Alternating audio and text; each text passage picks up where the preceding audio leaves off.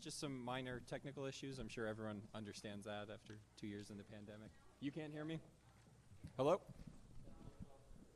Closer, like this? En este momento estamos por empezar la reunión. Hemos tenido un par de dificultades técnicas, pero ya estamos por empezar. 1 second, Roberto. All right. We're all set? Yeah. We're good. We're good. All right. Thank you. Thank you. Little Zoom technical issues, but I believe we're good now. So now we will have an announcement from our interpreter about Spanish interpretation. Thank you, Roberto. Si alguien necesita interpretación en español, por favor levante la mano. Is there anybody in the audience over here in Zoom that needs interpretation? Please raise hand with the icon on the bottom of the. Si alguien necesita interpretación en español, por favor, en la barra inferior de la pantalla, levante la mano. Gracias. Thank you. And now staff will do roll call.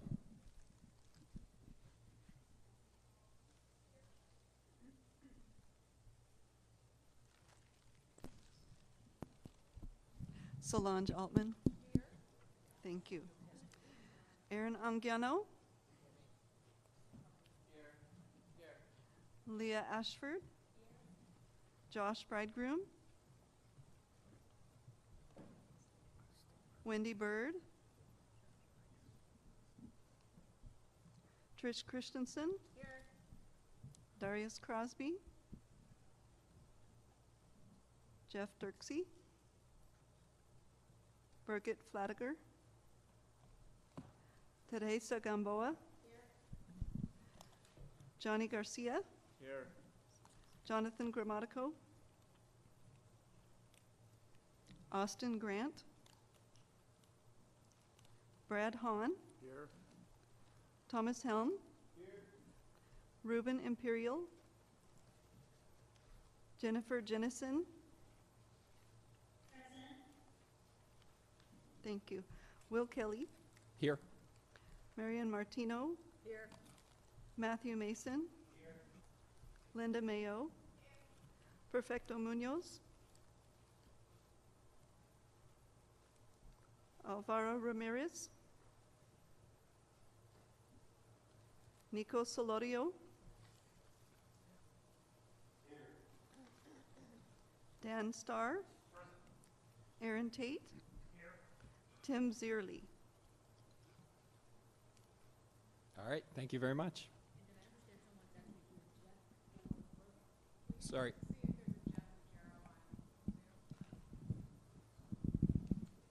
Can we check for that? I guess. Okay. He's here for Birgit. Okay. One more addition to roll call then. And just a reminder to make sure we all speak into mics, especially tonight. We want to make sure we capture all of the audio. I know a lot of us are sharing mics, so please be conscientious of that. We can't hear you well. Is my mic not working as I'm talking about mics? Keep speaking at that level the whole time.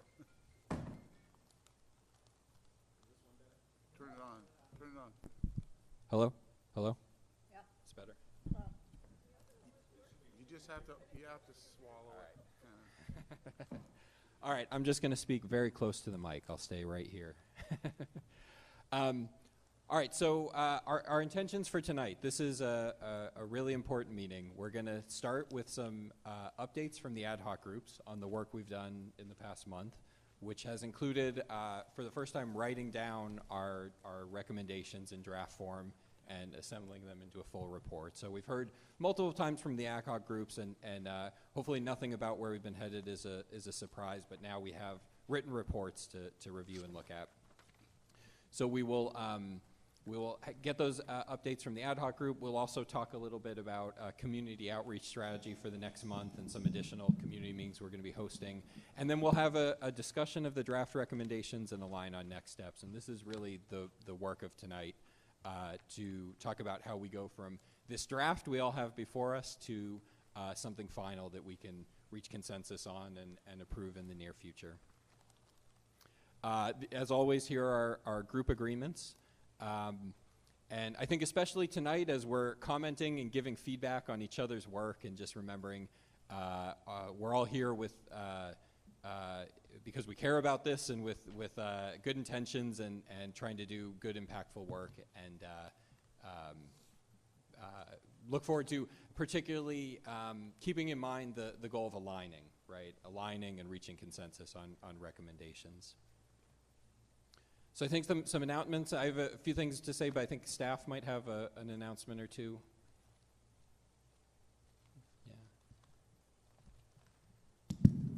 So I'll start by actually introducing Allison Van Gilder, who's actually the new Deputy City Manager. Allison is coming, joining the city from the city of Turlock, and she will be ultimately taking this over as I transition out. So Allison's first meeting is tonight, and so there she is.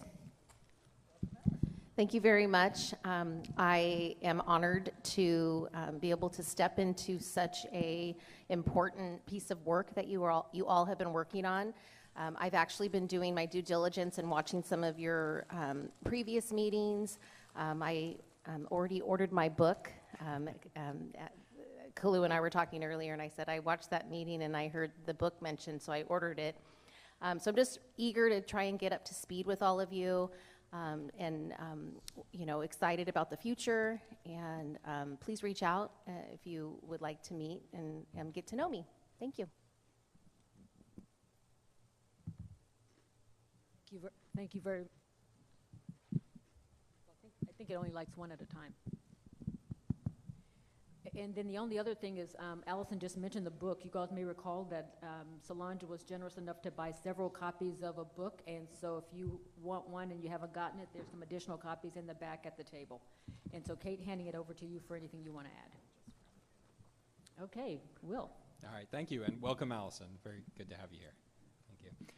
So I'll just, we're going to have updates from the ad hoc chairs, and then Kate's going to guide us through process alignment. But I just wanted to offer a few things. As we give feedback on the draft, I'd encourage us all to think of kind of levels of feedback. If you're noticing little typos or little grammatical things that need to be fixed, I encourage you to write those down or type them up and hand them to me at the end of the meeting, or send me in an email. Certainly, it's not flawless, and happy to just handle those little things offline. If there are things, sort of stylistic things that maybe I wish this paragraph came sooner, I wish this was organized a little differently, encourage you to bring those up, but to, as Kate would say, hold lightly to those. I know I certainly will. Remember, we're trying to write something that, we're a group of 27 people trying to write a document together, so we'll do the best we can to accommodate everyone's preferences and tastes, but let's focus on what's important, which is kind of the third level, things that are substantive, right, that have to do with the content of our recommendations. And that's what we want to focus the majority of our time and attention on. And there, you know, I'd encourage everyone, and I'll do this as well, to focus on coming to a resolution, right? So if you are identifying things that you want to see changed, think about what changes would satisfy you and fit within your understanding of the consensus of the group, right? It's easy to ping pong back and forth. I want it this way, I want it that way, but what we want to do, and what Kate's going to help us do, is align and find those areas of consensus that address everyone's concerns as much as possible together. And then, you know, I'll just offer something that's kind of helpful to me. I've already had some conversations with some of you, and I think everyone is thinking about this in very much the right framework, which is, how is this going to be received by our audience, right? By the city council, by city staff, by the community, right? In some ways, most importantly of all. And that's exactly where we want our attention to be in terms of how we're going to communicate, right? The work we've done and our recommendations to everyone else. I just want to point out that this document is not the totality, is not the whole of the work we'll do in communicating our recommendations. The conversations we've had in these public meetings, the conversations we've had with city staff, the conversations we've had with the community and are continue to have, and the conversations we'll be having with the city council in the not too distant future are all going to be a part of how we convey our intentions and our meaning behind these recommendations. So I mentioned that for two reasons. One is to take just a little bit of pressure off tonight, right? That no document is going to stand by its own. on its own, and we are going to continue to speak about what we're doing and help provide context for these recommendations, but also to remind us that once we complete this document, no matter how perfect and complete it is, our work is not done, right? And it's going to be on all of us and on community members who care about this issue to continue to engage and work with together and with the city as we move into the implementation phase of this process.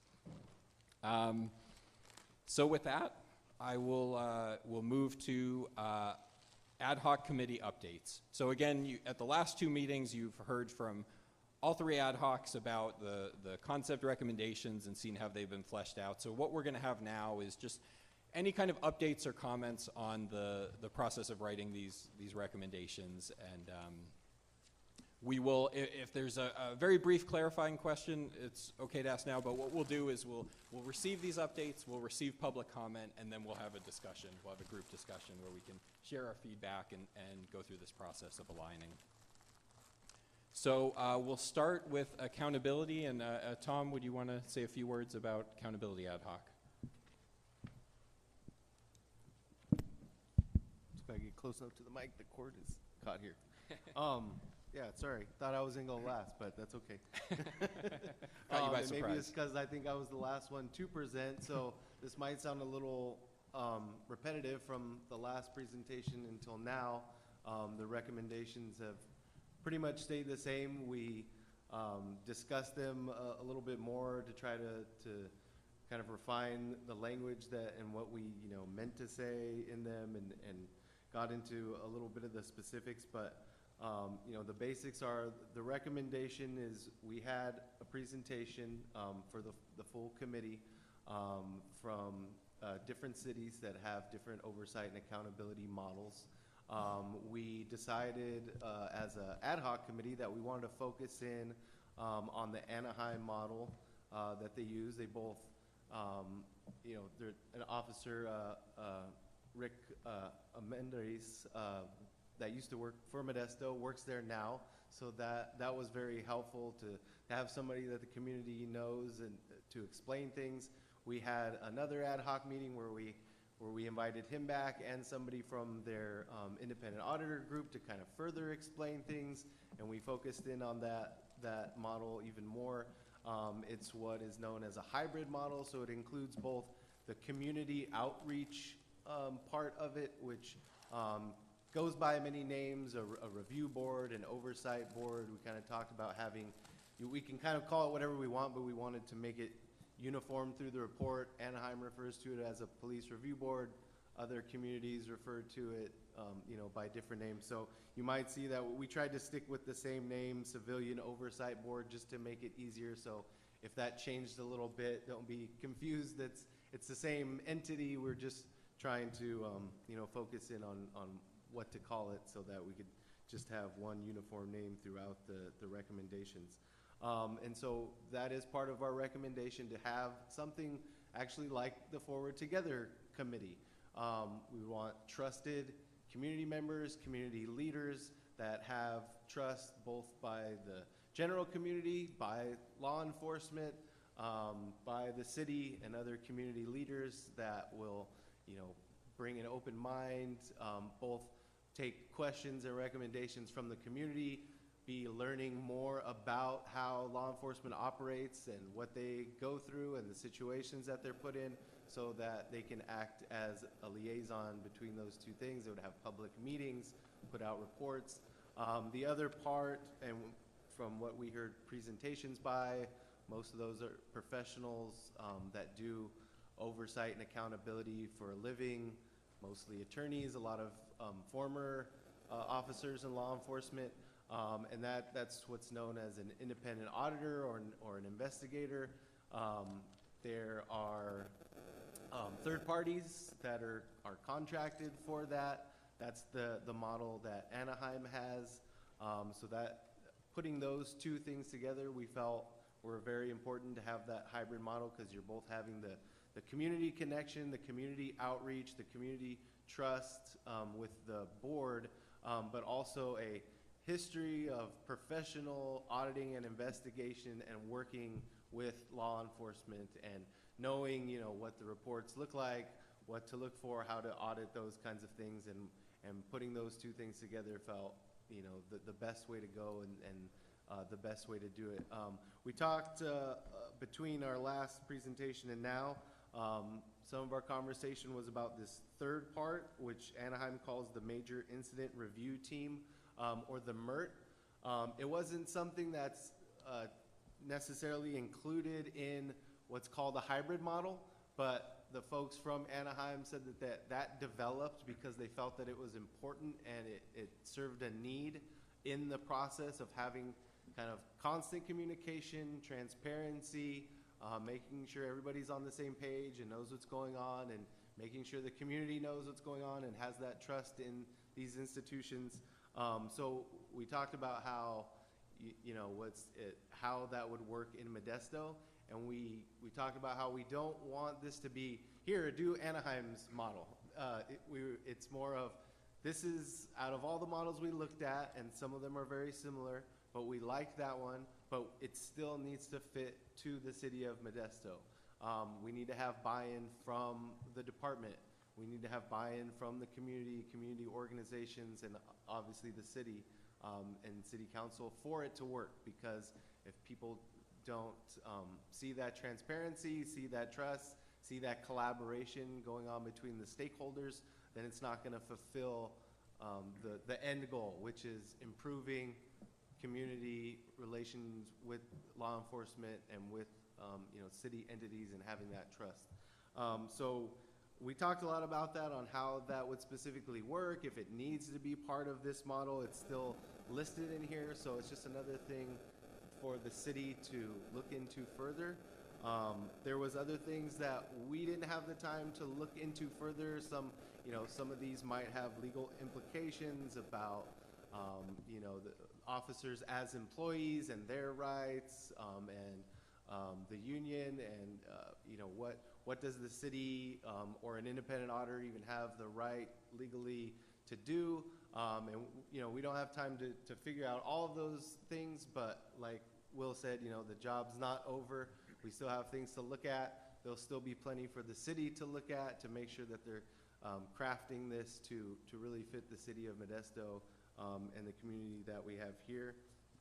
I'm not sure, I mean, like I said, it hasn't changed much since the last presentation, so I feel like it, you know, kind of went over everything, unless there is other ad hoc community or ad hoc committee members, you know, feel like there's something that needs to be said. You're welcome to chime in too, or if there's any questions that I can answer, but I don't want to just repeat what was already said. That was perfect, Tom. If anyone else, I mean, that sounded complete to me, and like I said, we'll hold most of the discussion for a little later in the meeting. Thank you for that summary. It was excellent. So next, Leah can say a few words about alternative response models. You gotta get very close to the mic. We don't have a ton to add either, although when we met this last month and reviewed what we put into our report, we did make a couple of additions. As mentioned from the beginning, we all agreed that the alternative response models were needed. And initially, we were just asking that from all the research of what other cities are doing, that 3 models be rolled out or launched in Modesto. And we wanted to add in there, after this last meeting, that we absolutely want to see the city launch it so these are available on a 24/7 basis. Right now, we do have, I think the chat team is already up and running 2 days a week. Is that correct? Sorry. 4 days now. Okay. So it's getting rolling, but we want to make sure, in addition to those two outreach workers that are paired, that go out and take some of the load off of the police for certain calls, that we also definitely have mental health clinicians that are going out, either paired together for calls that aren't safety related, or a mental health clinician with a police officer for those where there may be safety issues. And in addition, we would like to recommend that a clinician always be available on call. So whether or not they can go with the police, that there is someone they can reach out to and contact. So We added in certainly that we'd like to see it launched and available 24/7. We also are still definitely recommending that in addition to grants that have helped make this possible, that the city would also use budget money from the city to support these as possible, along with the grants. We then added, we had asked that a crisis response stakeholder group be created from local mental health organizations, as well as hospitals, school counselors, health insurance providers, et cetera. But in addition to that group coming together to work together to make sure ongoing care was more synced, that someone recommended they also put in place a either collaborative education seminar for the public on if you have a family member who's struggling with mental health, where do you go, what do you do, who do you reach out to, how does that work? Either a seminar or a handout or something that they collectively have created that will make it easier for people to get the help they need. I think we had mentioned last time that we're recommending the 40 hours of crisis intervention training for all law enforcement, and certainly for anyone who, as they come on in their first year. And then the last one I think we added was that we do want to recommend, kind of as the other group is doing, that there's an ongoing community oversight group that is reviewing mental health calls that are done by the police on a regular basis, whether that's monthly or quarterly. And that could be rolled in with the other group, but we want to make sure that that is a key piece that's included. And I think that's it. Very good, thank you, Yep. Leah. Okay. Yeah. I'll just add one thing that came out for me is that the city so far is taking like a data-driven approach of identifying need and scaling up to meet that need. And I think that's absolutely the right way to do it, and part of what's reflected in there is that they continue doing that, continuing to meet the need for these services. So thank you. And last but not least, policies and practices, and Dan will walk us through that. All right, good evening. So just as a reminder, back in October as a group, we received some education from department members about our different policies and practices. And then from November to April, the ad hoc group collected questions that were generated from the group during that October education meeting, and then discussed the different topics related to policies and practices. Over the last several months, we have broken them down into different groupings and discussed them and dove into them even further. So we have not been able to reach consensus on all topics, but we are continuing to work towards that. However, we included the vast majority of all of those topics that were important to at least one of the ad hoc group member, so that it was captured in these proposals. So we did that because we wanted to ensure that everyone's voice was heard, and that if it was a topic that was important to them, even if there wasn't consensus within the group, that it was still documented so that it could be discussed further on, and that ultimately that the council was, well, this group, and then ultimately the council was aware of it. So we ultimately came up with 28 different recommendations, and I'm not going to read all of them. However, as I discussed earlier, they are grouped, and so I'll go through those groupings just so that we know where we're at. I'm sure that you have reviewed this, but just as a reminder, one of the groups was to improve relations between the community and the police department. Another one was to protect community members' civil rights during interactions with law enforcement. The next was to reduce youth arrest, particularly among Latino youth. And then I should have mentioned that each one of these are just kind of again, the grouping, and then we dove into ways that we could achieve that through some of these recommendations. The fourth was to improve the department's officers' access to mental health treatment. The next was to improve accountability and transparency. Then to improve officer training, and then to review and clarify some specific policy that the department currently has. And then last, it was to review the use of force policy to minimize the likelihood of death or serious injury resulting in a use of force. So again, 8 different groups with a total of 28 recommendations is what we've come up with thus far. Thank you, Dan. Yeah, and only thing I would add, many of those things are things that are underway, and we learned that are things the department's working on and in various stages. So, yeah, and it was a decision to include kind of the totality of ideas that, as Dan said, that were important to at least one work group member as things that could be considered and taken up in the future. So with that, we're just going to give a brief update on our community engagement plan for the next month. Then we'll take public comment. Then we'll process this as a group and have discussion.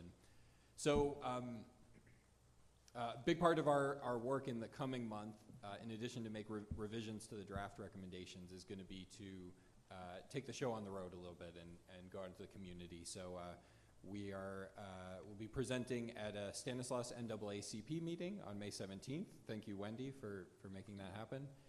And thank you, Perfecto, for connecting us with the West Modesto People of Action Council meeting on May 18th. And then we've listed here the next Forward Together meeting on May 25th, which will also be a sort of listening session. And then Faith in the Valley will be hosting a meeting on May 26th. And just want to emphasize that this is not a complete list, and that we're actively thinking about other voices or other communities and groups that need to be included in this, and this list will likely grow.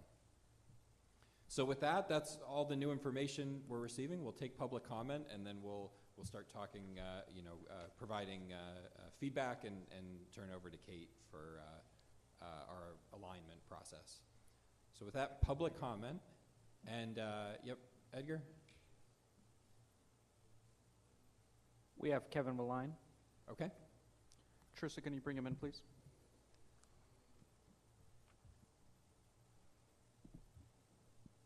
Can you hear me? We can. Yes, thank you. Go right ahead. Okay. So my question is on these community meetings that you just outlined, like the NAACP and so forth. Are they open to the public? I just heard Wendy say yes for the NAACP one. What about the other groups that you're meeting with? It's an excellent question. Not prepared to comment on that right now. I think so, but I don't want to check with those groups. And just so you know, usually we don't do question and answer back and forth in public comment. This is kind of your time to share any thoughts you have about what we're doing. Oh, I'm actually from the Modesto Bee, so I haven't thought to share. Oh, okay. If you reach out, so I guess you're asking if you can attend those meetings? Yeah, if you reach out, I could find out. People are interested, and they may not be a member of one of these groups who are going to be, but they're just interested in this topic and they want to attend. Yeah. Maybe let them know whether they can. Yeah, that's a great question. I don't want to speak on behalf of any other organization. So yeah, Kalua, go ahead. So Kevin, we'll actually work on the answer to that question. I'm pretty sure the answer is yes, but we'll confirm it. Wendy's confirmed that the NAACP, this will be the single topic for that event, and it will be open, totally virtual. It'll be virtual, and then we'll get the answer to the other 2 meetings. And we really want to invite any suggestions on other places where engagement and opportunity might exist. And the value in that is once these recommendations are taken to the council for consideration and receipt, you can say, we've been to these places, this is the feedback, whether it's reflected in any changes that you might want to make, whether you've missed anything. I think you guys have been pretty comprehensive in your looking, but that's the goal. And so the short answer, Kevin, is we'll get back to you on whether or not they're public, and we'll also make that condition known on the website and through social media. Great. Thank you, guys. And thank you, Kevin. I appreciate the question. All right. Additional public comment? Yeah. We have Bianca Lopez.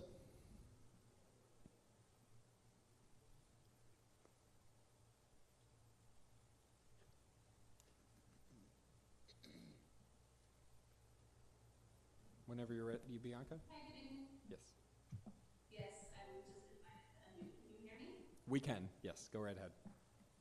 Okay, great. I just have one question about the alternatives to policing.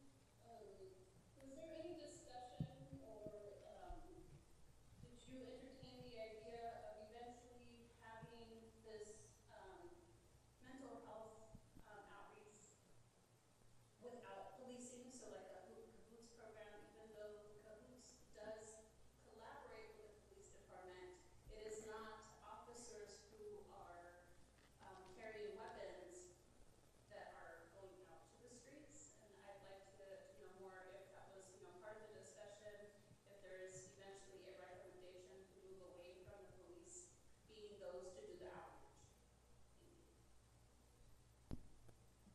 Thank you, Bianca. And I think we can comment on that later. I think there was some discussion of that. Additional public comments? Ramon Rodriguez. Good evening, everyone. I have a question regarding mental health workers and police because I've read and there's an incident happened in Tulsa, Oklahoma when a business owner reported another woman who was suffering a mental health issue in his business. He called something like a mental health service for the city, and instead of sending that mental health workers to calm him down, he sent the police who are not trained to de-escalate people with mental health crisis. And the end result of that incident is that they violated her civil rights, they mistreated her badly, and they detained her in custody for almost a month until the district attorney dropped all charges. So my concern is have you done any research, similar to Stockholm and Denver, Colorado, where they have a program where they don't use the police, just mental health workers? And I think that's all I have to say, because having police with mental health workers will not, solve it. They'll make the person suffering mental health worse. So I think we should stick just mental health workers only in these situations. Thank you. Thank you. And do we have any additional Zoom public comments? I believe that was the last one. No more speakers on Zoom. Okay. And then do we have any in-person public comments? Yes. Hi, I'm Darlene. Oh, I think you can hear me. I'm Darlene Ruiz, Trevor Seaver's mom. I'm here to speak on behalf of mental health, mental crisis, the CHAP program. I'm asking the committee if you could make it more than 4 days a week. I have a story. After we lost Trevor, I had a family member having a crisis and wanted to go join Trevor. Obviously, I couldn't call 911. I've already lost one child. I called the city they were in, and they have a cahoots program, but they told me they didn't start for 2 hours. So I had no one to help my family member through mental health crisis. If there could be somebody 24 hours a day, 7 days a week, at least to speak to or to be there. Mental crisis doesn't fit in the hours of a work day, and it's super important for our community. Unfortunately, some of us have been affected by calling 911, and it's not an option for us. So I just would hope you would consider that to be super important when people are having a mental crisis. I also, Sunday was Trevor's 31st birthday, and we did a unofficial Trevor Seaver Day, in honor and memory of Trevor. And I have a little gift for everybody here in honor of Trevor. And if you could pay it forward in some act of kindness in memory and honor of Trevor, I'd really appreciate it. And is it okay if I hand these out? Okay, that's it. Thank you. Thank you, Darlene. So I'm going to hand it over to Kate in a moment. I just want to kind of collect what I've heard from public comment as questions about 24/7 response and also about clinician response without police escort. And those are both things that we've discussed in the ad hoc group. And let's just make sure we get to those at some point in the discussion and talk a little bit about those things. I'm sure they'll come up. And I will turn it over to Kate now. Yeah, thanks. Thanks, Will. I'm going to wait until I can hear my own voice so that I know people are able to hear me.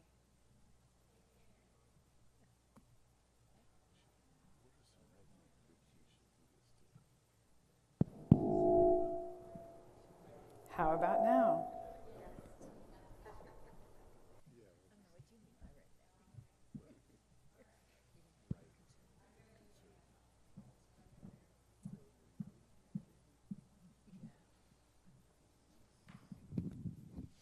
Okay.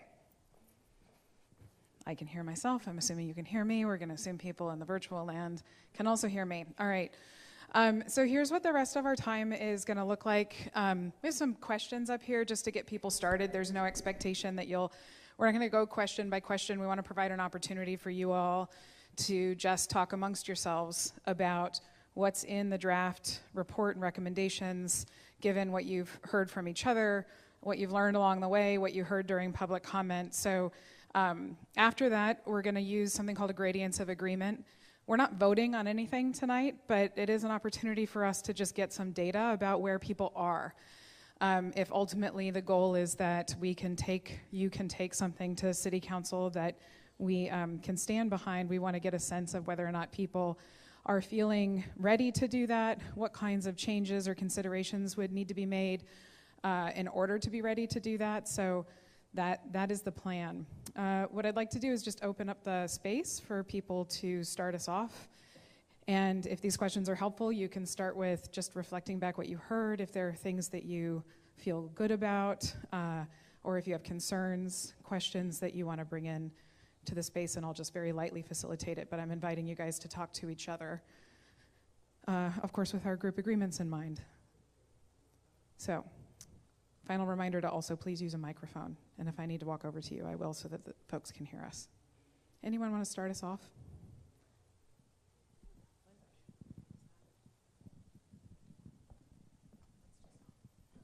Thanks. All right, can you hear me? I just want to say that I feel very good about our our team. I think we've done an amazing job and really researched a lot. The 24/7 crisis is something that I'm definitely wanting to get that going. I've mentioned it before, and we've talked about it in the committee. And I'm really proud that we have several different response models that have been suggested that are important in all its different elements. The one thing that I mentioned to Will that that will be in our report, but we didn't get it because somebody was sick. So, but anyway, that MCERT program doesn't seem to be detailed enough in our report. So we would like to make it, explain exactly what it is, how it works, and what we would need as a county to be able to fill that need. And when the caller called about not having police respond, we already have that in our proposals, recommendations, but it's not realistic to think that hand in hand with police and mental health worker is not going to have to happen at times.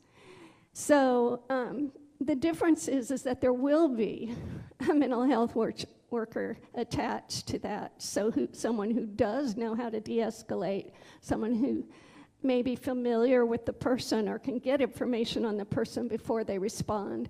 So we do need all of those elements in our county, and I'm very proud of our group for figuring that out and giving these recommendations. And I think we're close myself. I really do.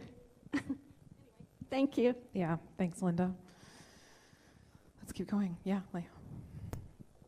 I think I do feel compelled just to confirm that we are recommending that the city launch 3 specific models, that they launch all 3, and 2 of the 3 do not involve police going out on calls. So one is a cahoots model that has 2 outreach workers going. The other one has 2 mental health clinicians going. And then the third one would have a mental health clinician with a police when needed, because there's high safety issues involved. But otherwise, we agree. We want to see that happen as well. Yeah. Thanks for that clarification. Yeah, Brad. I agree, we're very close. I have a couple of questions, though, that have come up in my mind, is that we're going to give these recommendations to City Council, and they're not going to be able to do them all. So should we spend a little time in our groups prioritizing, maybe? You know, like I hear, they're not going to launch all of those at once, but what are the priorities? I don't know, that's just a question. And that may be something that they need to do, you know. And the other thing is, Dan, on yours, you said there's agreement on most of the items, and there's some that you just stated because they're not vetted out completely, or there's not agreement on it. How did you differentiate between those?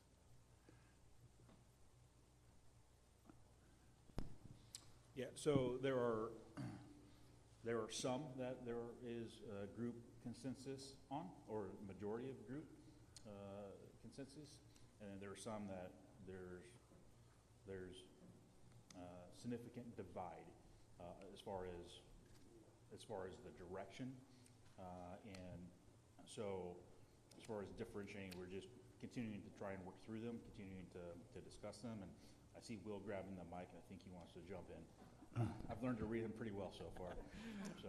Yeah, well, my question is that if we are zeroing in, is there a way that we can come up with the recommendations? We agree on these are things we talked about, we didn't come to agreement on, and just let it be that? I'll say something, and then Dan, if you want to add anything.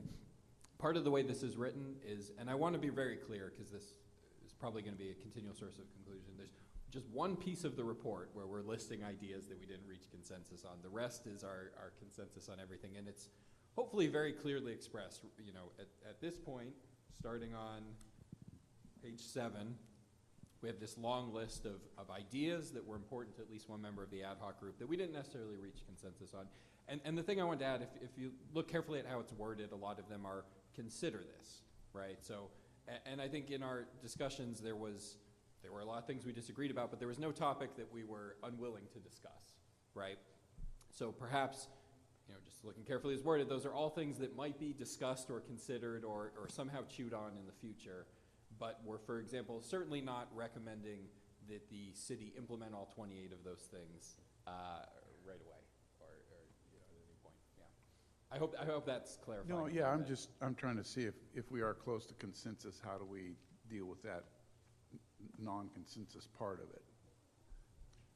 But I think if it's worded correctly, that I don't think you have to say we agreed on these and we didn't agree on those, but that, you know. That's exactly my thought. These are ideas, and they're written as consider some of these things in the future, and I think that works. Yeah, that's my idea, is that I don't think it's our job to prioritize. I think it's our job to say this is what's needed to make a robust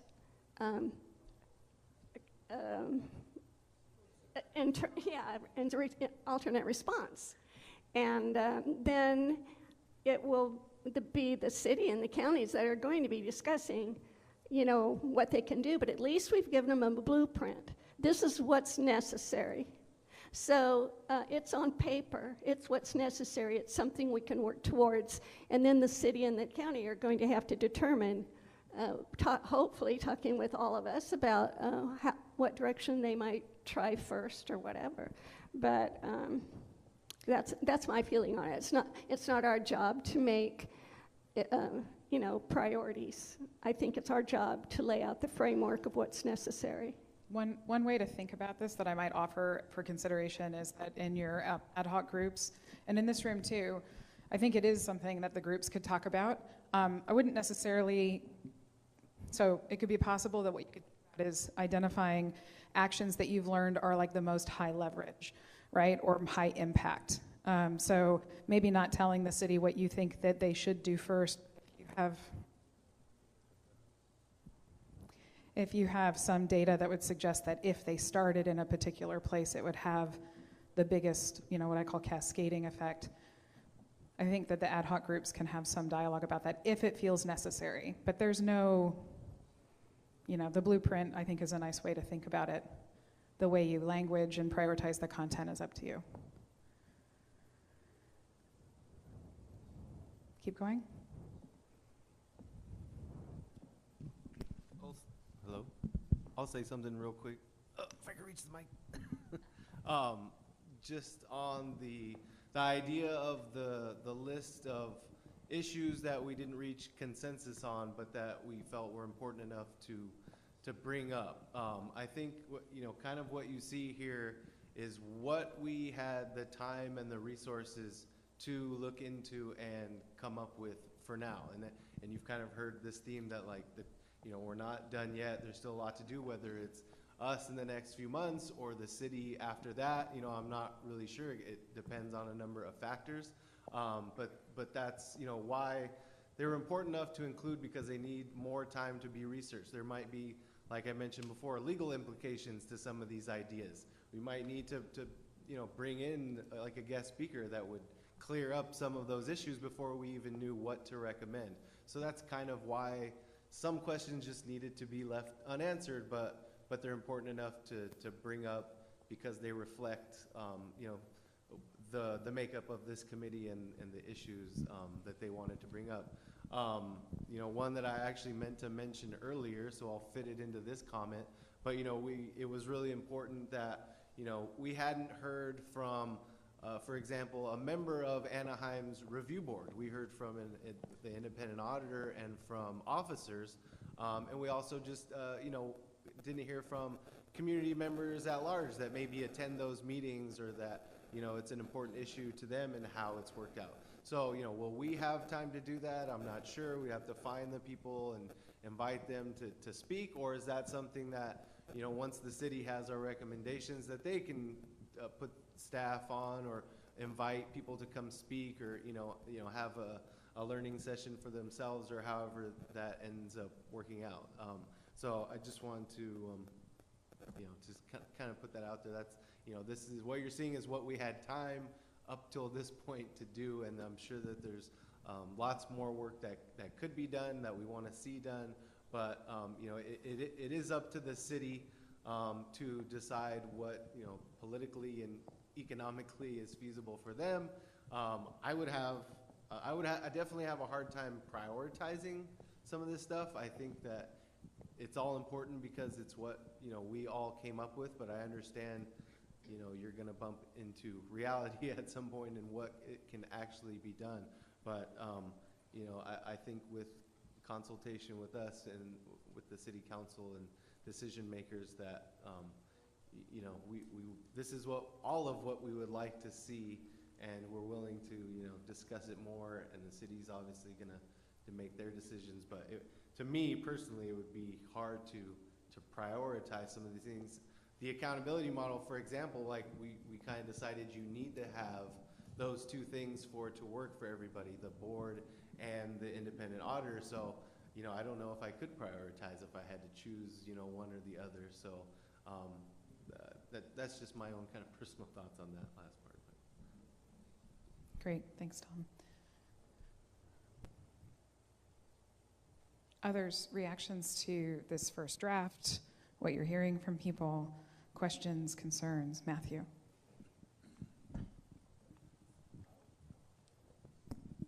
Can you hear me? Excellent. First of all, I would like to say that I love everything that are in these draft recommendations. And I think what we need to ask for is the moon and the stars. And maybe we'll get a pretty good idea of what we want out of all this. Thanks, Matthew. Trish? Just adding on to what she was explaining, and nature of the conversation as we came down to our three, the conversation went to, so which one do we put forward? The conversation that flowed was the value that we saw in the three that we had come up with, so we didn't want to prioritize, we wanted to present the whole concept, acknowledging that there was some steps being taken within a few of those already anyway, so we really feel like we're on good ground, headed in the right direction, and we see the value in all three being presented. Great. Is there any of our group member participants on Zoom that have feedback or questions? I'm trusting Edgar to let us know. Others? There's not, but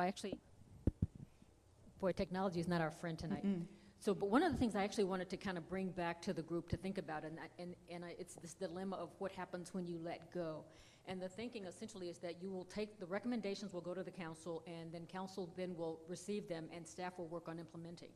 But one of the things I think I really want to focus on is putting Humpty back together again. The accountability model of oversight that you're recommending, and the model that actually has a community structure of some kind, would take these recommendations as part of their work.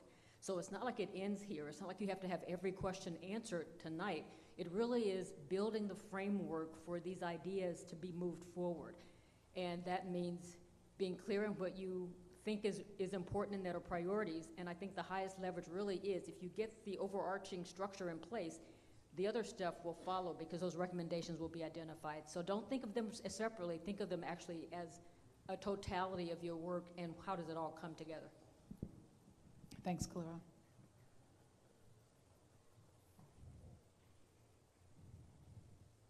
I want to just keep the space open for a little bit.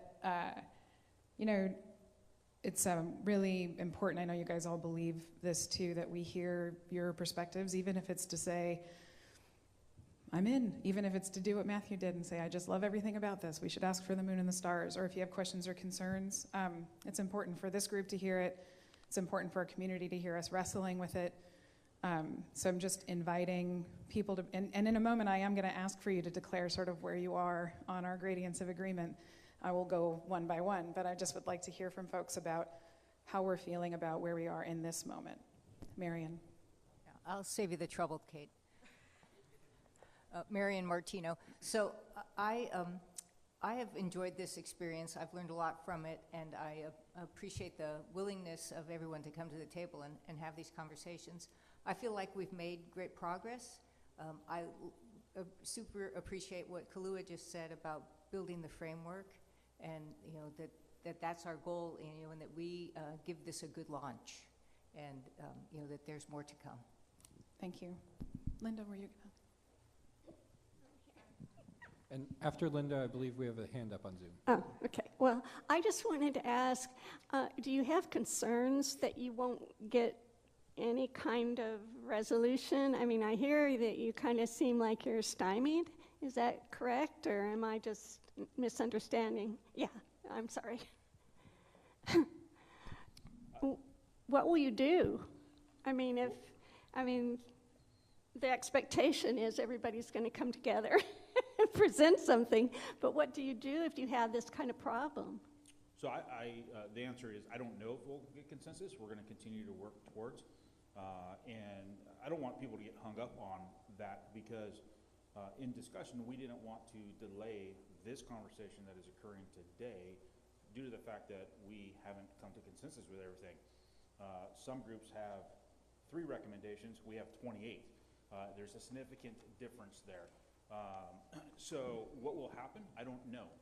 But ultimately, as many people have said, ultimately it is up to council. So there's nothing that says that we cannot put this forward and say, these are the topics that were important to Ad Hoc Committee members, we were unable to, as a group, come to a consensus. However, we believe that you should consider these and look at them. And I tend to believe that that is likely what will occur if we are unable to come to a consensus with one or multiple of 28 different topics. These are a lot of topics. There are a lot of, I mean, everyone in here is in an ad hoc group, right? And you know how much time we get. 1.5 hours a month, it's not enough to dive deep into 28 different topics. So will we come to a consensus? I don't know. I hope we do, but we may not. And at the end of the day, I don't think that there's anything wrong with the fact that we don't come to consensus. There are very different opinions and viewpoints and different life experiences that go into all of these things. So I think that even if we don't come to a consensus, that's okay. We'll give it to council. They'll hopefully will understand what our ultimate desires are, and then they'll make decisions based upon what's best in their opinion for the city, their constituents, and the department. So that's how I see it. I don't know if others. Well, and I think I'd like to just add a quick something too, that like consensus or alignment can also be consensus around the idea that we didn't arrive in the same place, but we want to put it all forward to the council, right? That like, it's all just data for them. And if we can agree and align around the idea that, well, we want to make sure they know that all of us were on the same page about this, but that these things people felt really strongly about, but the group could not align or get consensus, but it's still data for the council, it's still data for the community, for the police department, and otherwise that needs to be taken into consideration, and that might be the consensus we land on. So yeah, absolutely. We're getting feedback from the online audience that some comments are hard to hear, so just a reminder to speak into the mic as best you can. And Great. I believe Nico's hand is up on Nico. Zoom. Hey, how you guys doing? You guys hear me? Yep. Awesome. So, no, this has been a really great experience for me. Personally, I really admire our ad hoc group. There's a lot of things that we're discussing in that group, and correct, there's quite a few things that we have not come to consensus with. And as I was looking at the draft recommendation, and it's where to, consider reviewing this or consider making this change. My only fear with all of this is that for some reason the city council would not want to either extend this kind of work or approve a civilian oversight committee or something to continue this work. And those considerations that we may be is not going to be considered because we'll just kind of stop.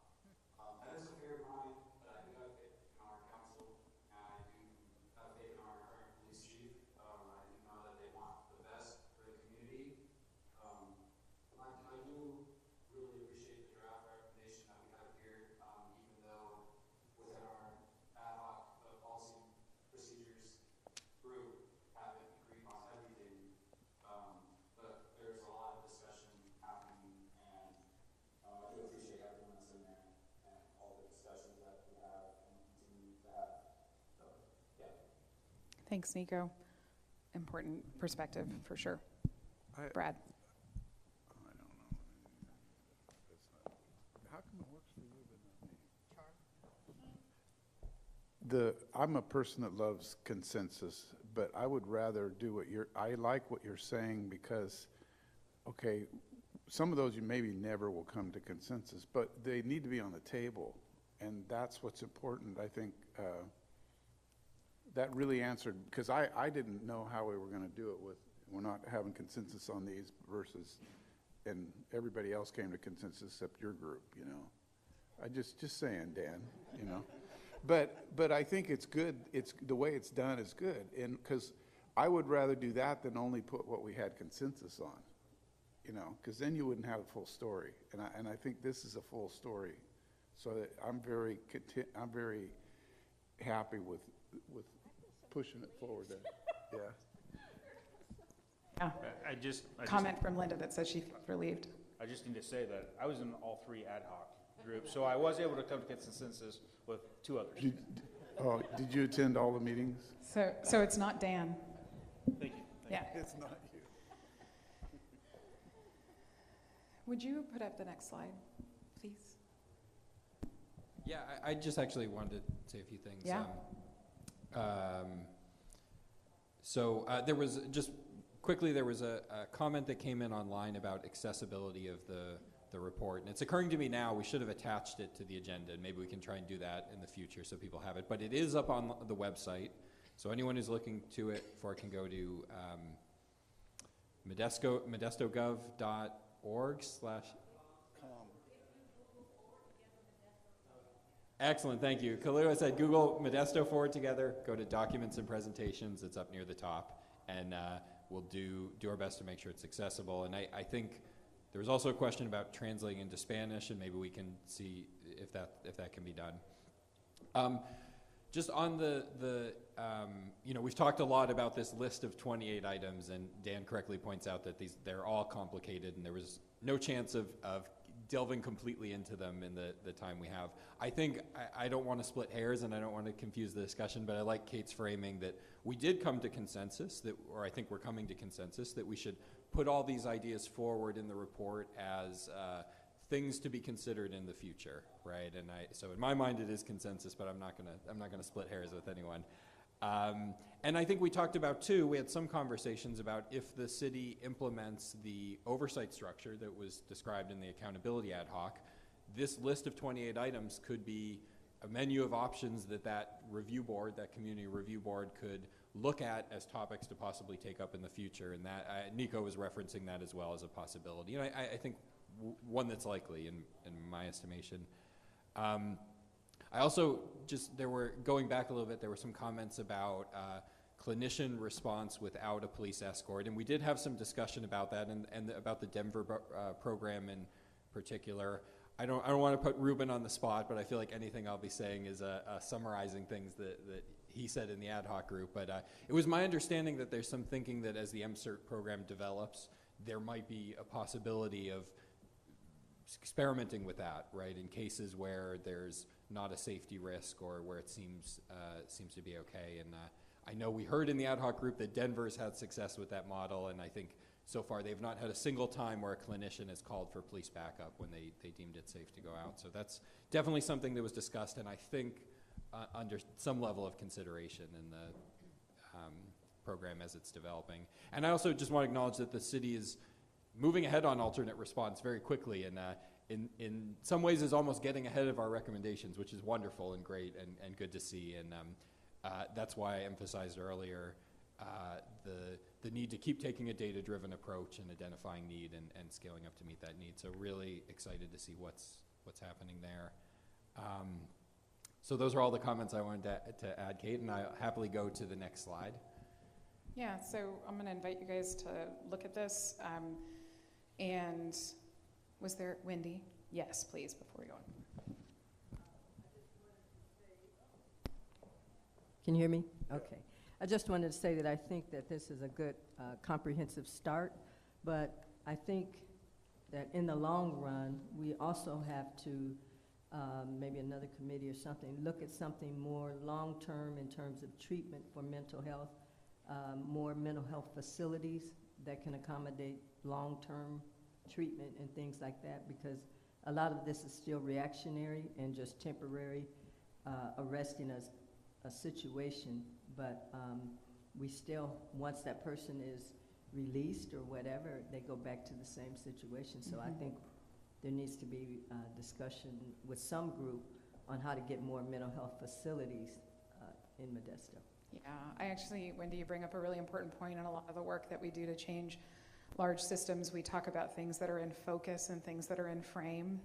So like, when you take a picture with your camera and you have the portrait function on, and I take a picture of Brad and he's in focus and he's crisp and he's clear, but there's everything, and very handsome. Sorry, I don't know why I'm picking on you. But then there's a bunch of stuff behind him that's blurry, right? It's context, it matters, it gives us a story about him. And in all of our work, our focus in this group is on those 3 priority areas, right? On law enforcement response, alternative responses, policies and practices, accountability as it relates to the PD. And we know that in all of our learning, that is all affected by not having enough affordable housing, about drug and alcohol use, about people living with severe mental illness. There's a lot of things that create the circumstances we find ourselves in. I would, in that vein, just as an aside, encourage anyone who's interested to reach out to Ruben Imperial, sorry Ruben, because there's some very interesting work going on across the county to address precisely what you're bringing up, and it does need to all be connected. Okay, so this is the gradients of agreement. Again, this is not a vote, but I am going to go person by person. We use this because in most groups, I'm assuming it's been many people's experiences where we have a report like this and we're like, okay, how's everybody feeling? Thumbs up, thumbs down, thumbs in the middle? Anybody ever had that experience? I think that sometimes that leads to false alignment, right? Where people don't have an opportunity to just trust the space and declare where they are on a spectrum of alignment. So what we're inviting is for you to just say, either by a number or color, where you fall. One is, I cannot accept this. I would block it if I could. Two is, I need revisions made before I can accept this.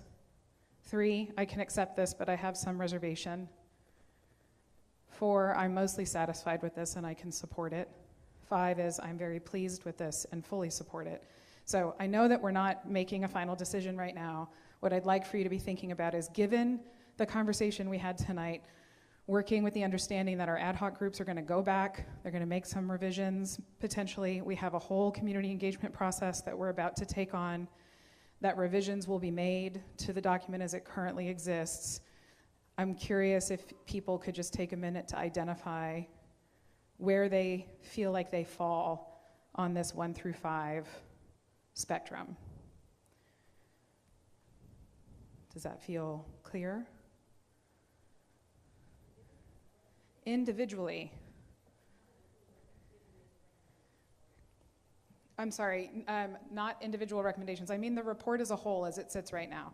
I recognize that we have particular points of interest that we may need to consider, but I'm just saying, generally speaking, given the conversation we had, some of the issues we talked about, changes we know we're going to make, community conversations we're going to have in terms of the direction we're heading with this draft report, where do you feel?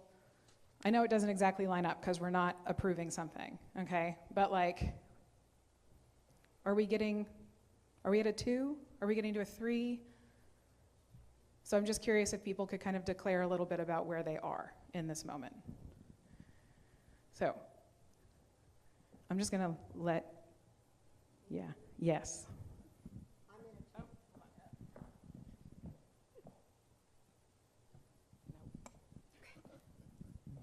Sorry, I'm at a 2.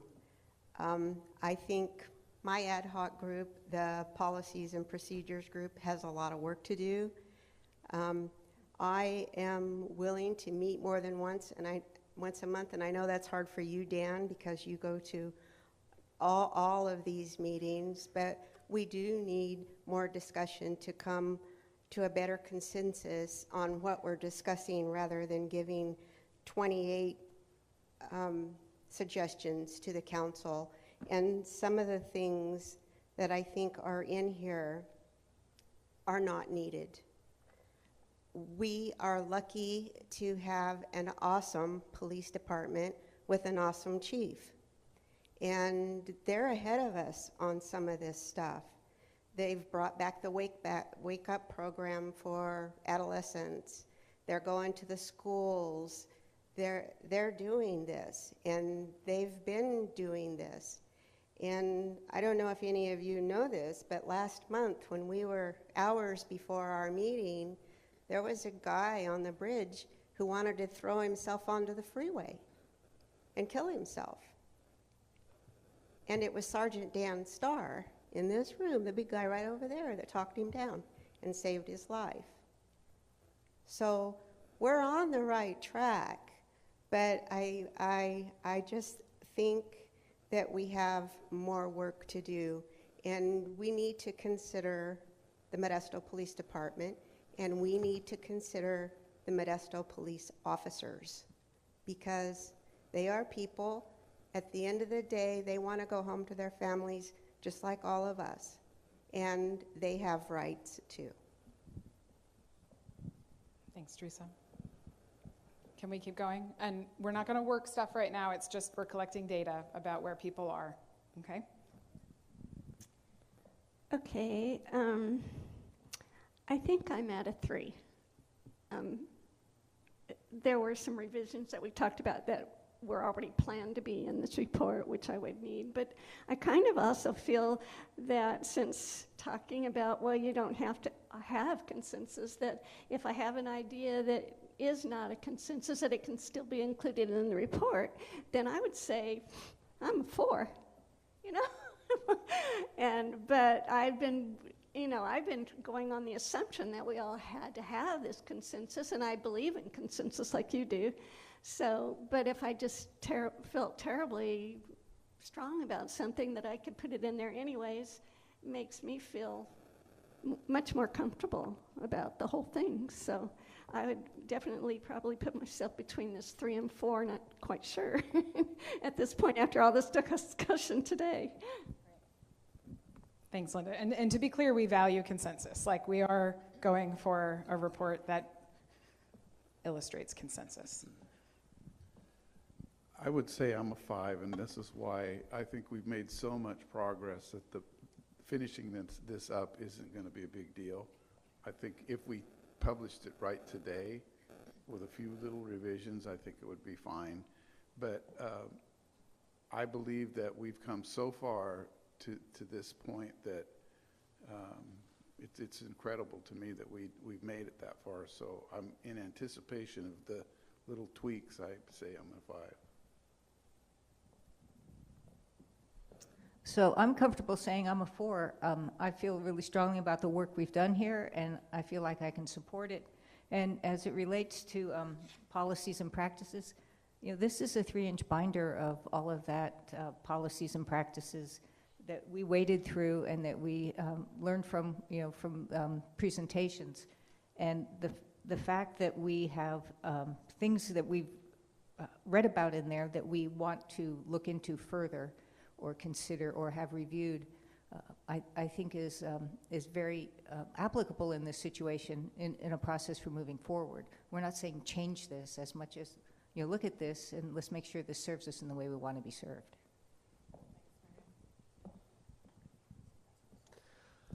I'd have to say I'm a 5 with the revisions that the alternate response model Ad Hoc was saying they were coming with. So after those, definitely a 5. I'll come right around. Okay. We'll see if it works. Okay. I think I'm a 4, and I'm probably a 5 in content and a 4 just maybe in format and a few things like that, which could happen offline. So I'm definitely in support of what's happened, the work that's happened, and what we're doing. So.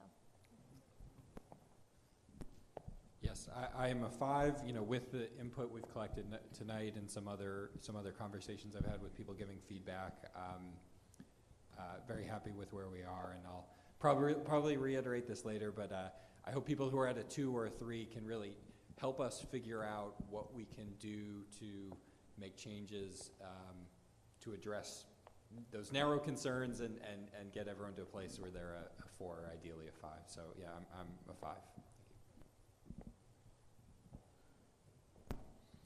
I think I'm a 3. I think we're definitely going in the right direction. And then just for clarification, Teresa, I appreciate your comments. It was not me that talked that person down. I was first there, but it was our very highly trained negotiators who did that. So just for clarification. Thanks, Dan. You're going to let Aaron. I'm a 4. I like all the great work that this committee's done. There's obviously a lot of learning that we've done, a lot of open minds, and it was really good to see how people grew together. Get a little closer to the microphone. Yep, thanks, Aaron. Grew together through this process, so that's what kind of led me to the 4 with some minor revisions, because obviously we all came to consensus, so we need to just close that gap there as these recommendations move forward to full council. Thank you.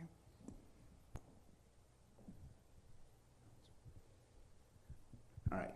I think I'm probably at a 4 as well too. I think, well, obviously we know this is not done, but I think we're on the right track, and for the most part, everybody's on the same page and wants the same thing. And so with that, I mean, obviously we're going to need some revisions or some more consensus, but I think overall, I'm happy with where we're at right now. Great. Trish? I would state it a little different. I'm currently a 5 with where we are at this point. I'm incredibly supportive of the process and where we've come to this point, and the potential where we're headed is just going to land us there. But with where we're at today, I'm definitely a 5. Great, thanks. Tom? I would say I'm definitely a 4. Even though looking at it, 3 and the 4, I kind of started saying the same thing to me. I can accept this. I have some reservations. I'm mostly satisfied, but I can support this. So, but I would say a 4 because I'm more of on the positive side of it. So we'll just say a 4. I think it's just worth saying that, I think that in all the meetings that we had, everybody acted in good faith. Everybody had an open mind. Everybody listened to other people's perspectives. I think it's completely valid for people to have the opinion that we have an awesome police department, and we talked about that. That is some people's views. That is not other people's views, and that's kind of why we're here today. We talked about that, and everybody was respectful of the fact that, okay, that's been your experience, and that's the way you see it. This is the way this person has seen it, and this is their experience. And nobody was like just giving talking points, or everybody was being very, I think anyway, honest and clear about why they have the views that they have and why we feel like this committee was needed and the things in these recommendations were needed. The only reason why I'm maybe not a 5 is because I have the same reservation that others expressed, was that we are kind of putting all of our eggs in this basket that this for now theoretical review board will come into existence and be able to look at all of these things that we couldn't get to consensus on. And I would love to get to a consensus on this. Hey, if it was what I was doing for a living, I would go to all these meetings and it would be no problem. But unfortunately, we have day jobs and families and hobbies and all that kind of stuff. But so that I'm on the same page as those who said, like, yeah, if we just had more time, but I don't know how realistic that is. But that's really the only thing that keeps me from getting to a 5 is that that's not definite yet, even though it seems like kind of our top priority, and it seems likely that's really the only thing keeping me from a 5. Just to kind of comment on something that was said about thinking of the officers. I was in all 3 of the ad hoc committees. Every meeting, I'm pretty sure just about every meeting, Dan was there, Aaron was there at a lot of them. The chief was there for many of them. We had other officers because we needed them to provide their expertise so that we can come up with good recommendations. And I tried to make the point, like, please, if there is a problem, I want to hear from the officers so that we can make sure that our recommendations are going to have buy-in from all the stakeholders. So I would hope that we thought of the officers and we got their input.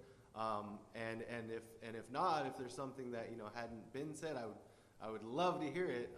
As Will said, if you're not there yet, we still want to hear them because we want to improve these and make them better and make sure that we are thinking of everybody that was involved in this process. So, but yeah, for the record, I'll say a 4. Thanks, Tom. Aaron? Hello. I say a 5. I'm in favor of all the recommendations, and you have my full support. Thank you. Thank you. Solange?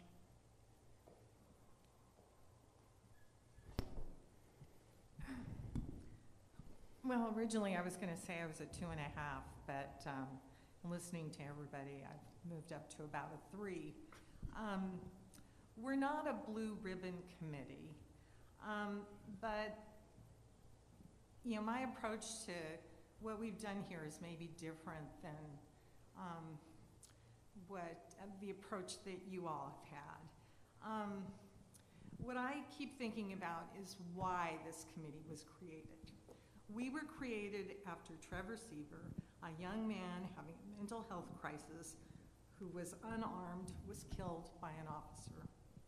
And so the question for me is always, what specific things, recommendations, would have made a difference in preventing his death? And so clearly, in the alternative response model proposal, what's being proposed in terms of teaming up of the police officer and the mental health clinician, I think would have made a tremendous difference in preventing his death. So I completely, totally, absolutely support everything in the alternative response model section of the report. I do think, though, that the report needs to be more complete and explain the differences in those scenarios, and it just needs to be developed further. With respect to policies and procedures, there are a number of things that have been set forth in the recommended policies and procedures that I think address some of the things that went wrong. And, you know, we need to get together further on the Ad Hoc. I'm not quite sure which ones Dan is really not liking, but I know the ones that I suggested would have addressed, you know, Trevor Seaver's death. And that's why I suggested them.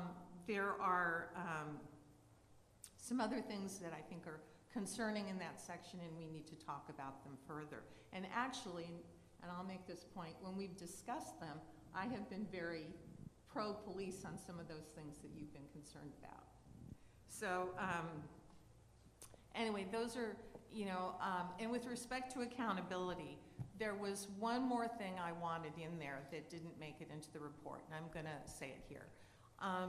We talked about having, we have like these pre-meetings where we discuss what we're gonna put on the agenda, and it was discussed there, and I was taking notes for all these different meetings, and I didn't get what I wanted to say in one of the accountability sessions. But I'd like to see the formal report that's done by the proposed independent auditor at the end of the year. There'll be a yearly report. It's kind of what Chief Gillespie does now and what the independent auditor does, but if the council does accept implementing an independent auditor, I think that auditor needs to do a yearly report. And I think as part of that report, it needs to set forth what lawsuits have been brought against the City of Modesto Police Department, what the outcomes of those lawsuits have been, and how those cases have been resolved, whether they've been dismissed or whether settlements have been paid. And if settlements have been paid, it needs to be disclosed to people what the source of the settlements were, whether it was general fund, or whether it was insurance. And I think that's critical to accountability. And this isn't a good or the best comparison, and it's not a very good one, is when you have a company and there are accidents and people die. They need to look at exactly what happened, and you want to do everything possible to prevent future accidents, future deaths. And I think that approach, more of that I think is happening with different police departments, and I just want to see a report that talks about it. So anyway, those are my concerns. So I'm very supportive of one section. I'm very supportive of a number of things in the policies and procedures, and I think we can iron out the others. And on accountability, I was very disappointed that we did not get to hear from members of the actual police review board. And the question that lingers in my mind is what policy changes were implemented as a result of having that independent auditor, and did those policy changes make a difference in terms of the incidents that the department had there? And that question it's huge, and it was not answered.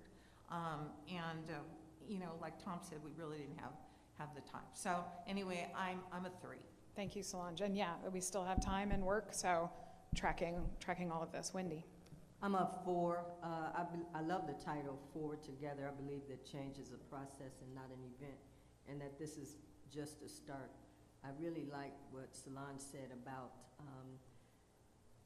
making transparent more information about lawsuits, the amount of money that's being spent on different lawsuits and things like that. So I think for now that I could go with this just as a start. Great, thanks, Wendy. I'm going to go to Zoom. I did fail to mention one thing that at the beginning of this process, we also made clear that we have representatives from the county who participate in this and have said that we don't have an expectation that they're going to be declaring their opinion on this work, because if there's some complication, you know, if you're working for the county, having some say over what the city does or doesn't do. We're mostly here as informants for our work. So I just want to say that when we don't hear from like Jennifer and Birgit and so on, that they're not opting out. All right, so it looks like we just have Nico. Nico, can we get your take on where you are currently? So currently, I was about between a 3 and a 4, but I would have to say now I'm about a 4 and a 5. The only thing is having to go back to this ad hoc group and possibly removing some of the recommendations or considerations. Again, they are just considerations. It's not something that we demand to be changed, but we do want, if there is going to be another community review board to review these things, consider them to start with these recommendations. So I think, yeah, if we just have another meeting and really break down what's keeping some people at a 2 with those recommendations and just see what with the consensus, then I think that's the last work that we have to do. But right now I'm feeling about a 4. Great, Nico, thanks. So I hope that people are sensing like the importance of doing work like this, that even we had our large group discussion, but even in this process, there were more things that arose that we can track. And as Nico said, and many of you said, it's the work of the group now to be paying attention to where people are, what information they feel like we're missing, what people need to experience, so we can arrive at some consensus or really as deep alignment as we can possibly get. We can't do that unless we create spaces for people to share. So thank you very much for your transparency and certainly the hours and energy and time you've put into this already. This is a checkpoint, more work to come. I'm going to give this back to Will at this point. But I'm wondering if Leah has a question, but she had her hand raised. But I'm going to give it back to Will. Did you have a question?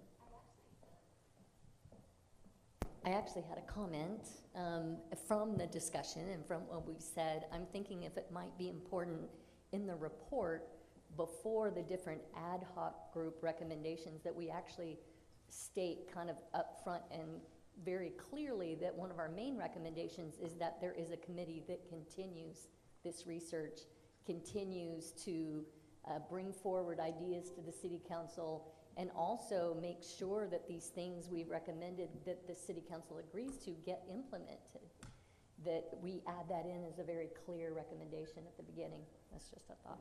Yeah, absolutely. And I think that's in the policies and practices, certainly probably in other places as well, but we could look if there's anything we could do to kind of emphasize and elevate that. And to my point earlier, we have lots of other opportunities to emphasize and elevate things, but yeah, very good point. Yeah. I guess, does anyone else have briefly, other Tom? I just want to make a quick comment kind of in response to some of the stuff Solange said. I think I'm mostly in agreement. I just wanted to point out that, I was thinking the same thing about, the incident that happened with Trevor. But I think for me, at least, that's kind of half of it. We had this specific incident and we want to see how could we have prevented that. But to me, we have to go a little bit further, because we don't want to just be reactionary to that. We want to, that's not the first incident that we've had with our police department, over decades. So we do want to look at the possibilities of other things that could happen. and also, you know, create that framework that would address that. The other thing I'll just say quickly was that, you know, even if we had theoretically an independent auditor that, you know, and even if they came out and said, you know, I looked at all this stuff and everything's great, that doesn't mean that it wasn't necessary. That it just has to be, that the most important things are what's wrong. To me, you know, maybe just coming from my perspective and the work that I've done and the folks that I, you know, communicate with about these issues, the key is that it created that trust. So even the fact that if it's, you know, somebody that's trustworthy and independent that does come out and say, yeah, hey, this department's pretty good, you know, and here's, you know, I can outline those things. If that creates more trust in the community, then it was worth it, even if there wasn't, you know, some big fines that, you know, that or problems that they found or something like that. So I just wanted to make those two quick points. Thanks. Yeah, thank you, Tom. Any other comments right now? Yeah, Linda? In the mic, please, Linda, yeah. That one doesn't work. Hello. Yes, yes. I just have kind of a procedural thing that somebody talked about. I was planning to meet with a support group with NAMI and talk about our committees. Is that, am I not able to do that yet? Of course, yeah. No, okay. Of course, yeah. I mean, I'll say two things. First of all, just in general, we are, I think, encouraged to communicate to our constituencies, to the people that, you know, and keep them informed of what we're doing and get feedback, especially now. Now's a particularly good time. And if you want to elevate that meeting to one of the, you know, part of our community engagement, along with those other meetings, that, you know, we could talk about that, and it's up to you, whatever seems appropriate. But yes, absolutely, please do. Okay, yeah, very good. Yes, Kalua. So that comment was actually the perfect reminder that when we created Forward Together, when we looked at who to invite to participate, we chose you by virtue of constituent organizations. So we've got a plan for engagement, but we clearly would hope that you all would share with your organizations the work that's being done and the recommendations that have been drafted. So this is where you come together, and then we're actually hoping to seed the community with your ideas by you taking them back to your organizations in addition to other engagement opportunities. So just in case do we have a hands up on Zoom or any other comments in the room? If not, we'll just talk about kind of where we go from here. All right, very good. So it's kind of next steps as it seems at this moment. So the month of May, we have our community engagement process, which is going to be very important to do additional work to get this out in the community. I got a question during the meeting. No, it is not required that every work group member attend every one of those meetings. In fact, we cannot have a quorum. Those are not agendized meetings, but I don't imagine that being a problem. So we're going to have that community engagement. We're going to make revisions to the draft recommendations based on what we've heard tonight from all of us, and we're going to add, I'm sure you all noticed that section at the end of final reflections that will incorporate some of what we hear from the community and may lead to other revisions in the body of the recommendations, certainly. So that will be, those are our main tasks, to engage more with the community and revise the draft recommendations. Again, trying to move everyone up on that scale of alignment that Kate guided us through. We'll have ad hoc meetings as needed. Some ad hoc groups may have a shorter than usual meeting. Some may need additional meetings. You know, I'll leave it to the groups to kind of decide what's appropriate. Those ad hoc meetings will, of course, be about about these two things: about community engagement, about processing that information, and about making revisions to their respective sections. I want to make a request, a plea maybe, given the high degree of consensus we have, and what I heard, very focused and well-considered changes that people want to see, to try to be minimalist in our changes to the draft. And I say that not out of laziness, or not totally out of laziness, but in terms of wanting to preserve the consensus we built and the high degree of alignment we have around this document, while addressing people's concerns that haven't been addressed yet. So please If you were a 2 or a 3 on that scale, think as concretely as you can about what it would take to get you to a 4 or 5, what would make you feel comfortable or even enthusiastic about these recommendations. And let's figure out how we can get there without pulling everything apart and putting it back together, if that's possible. May 25th will be our next full work group meeting.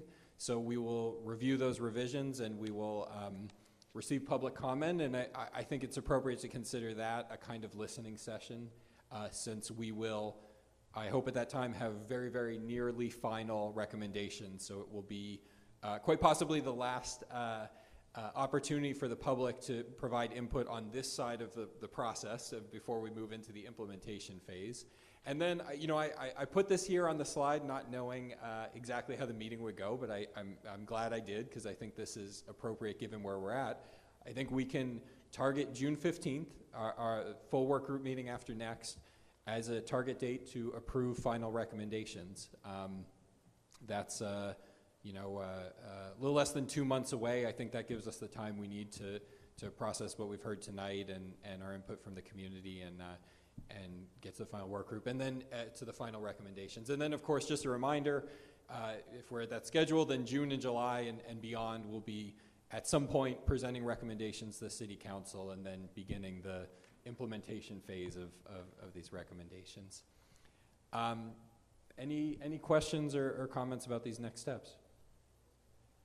I was just going to say, I didn't mention earlier, but the ACLU chapter, along with other community groups like Valley Improvement Projects, are going to be also doing one of the events, but we hadn't picked a date yet, so that's why it's not on that list.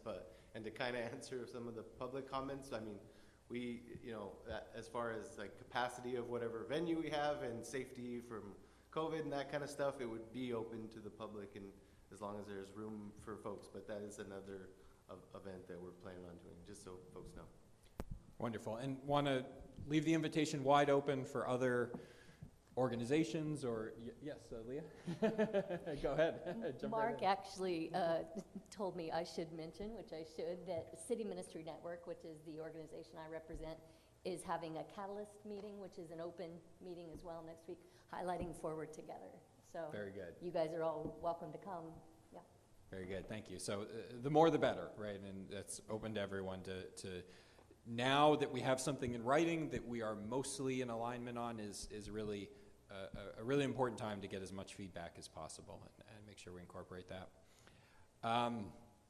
With that, thank you. I think we're ready to adjourn. We've got work to do in the month of May. We'll see you at the ad hoc meetings, and then again May 25th. Have a good evening, everyone.